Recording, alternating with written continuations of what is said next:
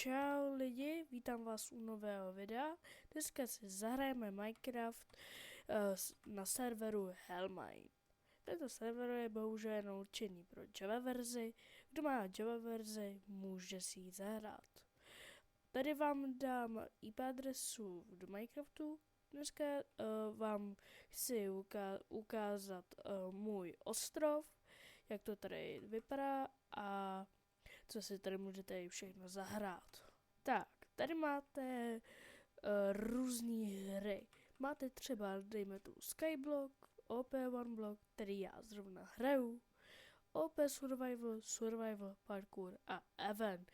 Eventy vždycky se dává oznámení do Discordu, taky vám dám odkaz.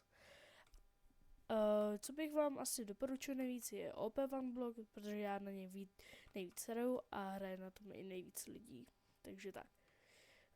Mám tady i statistiky, mám je tady napravo, můžete se je prohlédnout a my se jdeme podívat můj ostrov.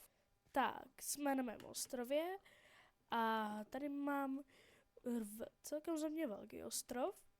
Tady mám takovou miničást, kde je jako vánoční plocha.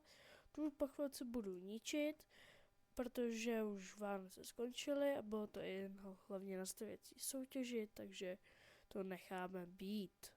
A někdy to později v příštím videu zničíme. Tady mám nový shop, tady byl dříve ten, já vím, že to byla klasická kostka, ale tady máme i nový shop, kde máme tady různé bloky a nějaké věci.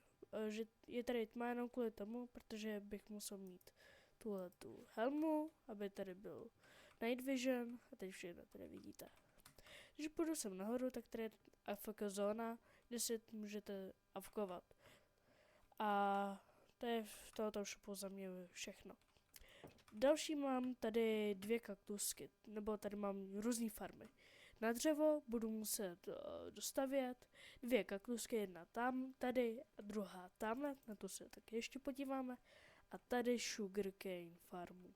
Tam je nepřináší moc úrody, a co už. Tady máme takovou první moji farmu a táta je druhá farma. Tady někdo byl na šampiona, mu popřejeme.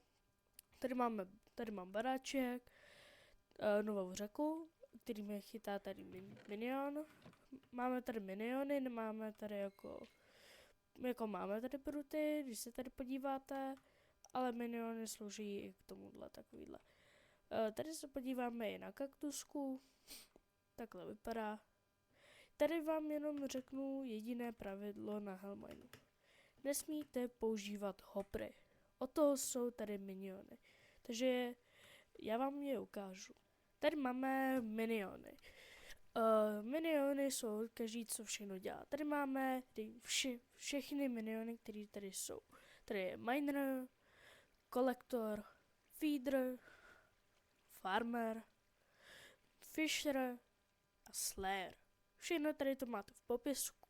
Tady to máte jako popisek, co všechno dělá, ceníky a tak dále. Já mám kolektor minion a fisher minion. Já další jinak nepotřebuju.